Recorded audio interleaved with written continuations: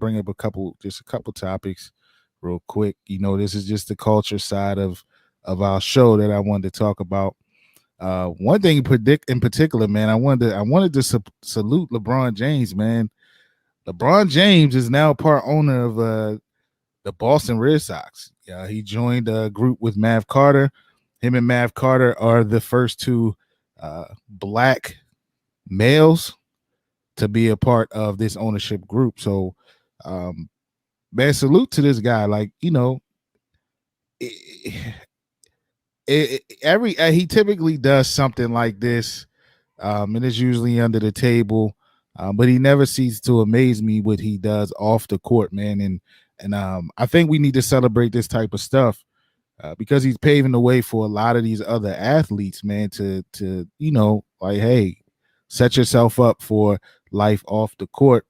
So, Quan, man, what do you think about hearing LeBron becoming a member of this ownership group who owns not only the Red Sox, but they own one of the top soccer teams in the world? So, what do you think about it, man? I think it's great. I have nothing but smiles. No, nothing but positivity and nothing but great things to say about it. And just for the mere fact that LeBron James is able to use himself as well as other people that's around him to do business and ownership and to transcend not only from basketball to from baseball to soccer and do other great things, man.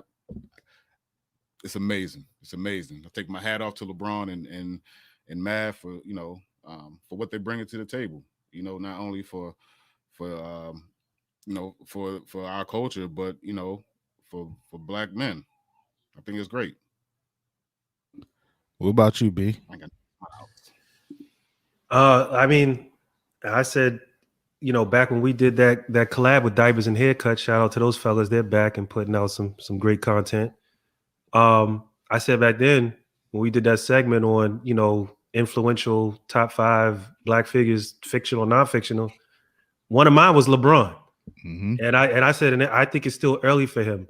I think this is just another notch under his belt, which hopefully will be, a pretty big belt, a long history of great things that he's going to do, barriers he's going to break, examples he's going to set for those to follow, as he has done with, great athletes before him like Magic Johnson. But LeBron, and I had this conversation the other day, last week actually with my brother. I think, LeBron, Magic Johnson was a great businessman, is a great businessman as well. And he did some things while he was playing, but I think it's more publicized what LeBron is doing since like day one. Yeah. And I mean, since like day one of his rookie season, he's had one of the greatest careers in basketball that we've ever seen. And without a college education, has been one of the greatest black businessmen that we've ever seen. And he's not even 40 yet. Yeah. So, and I think he's going to make, he's going to do things in other areas as well. Some people don't like him. They think he might be a little bit of a diva, whatever. I think he's going to do great things. And this is just another notch under his belt. Yeah, well said by both of you guys. I it's impressive, man. I think you brought up Magic. People like Magic, Mike. They've been doing things. Their business, their off the court life has been pretty good. I agree with you. I think this is the first time we've seen it a career.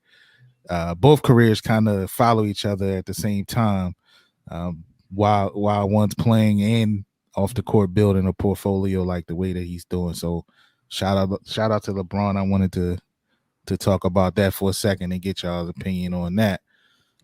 While we on NBA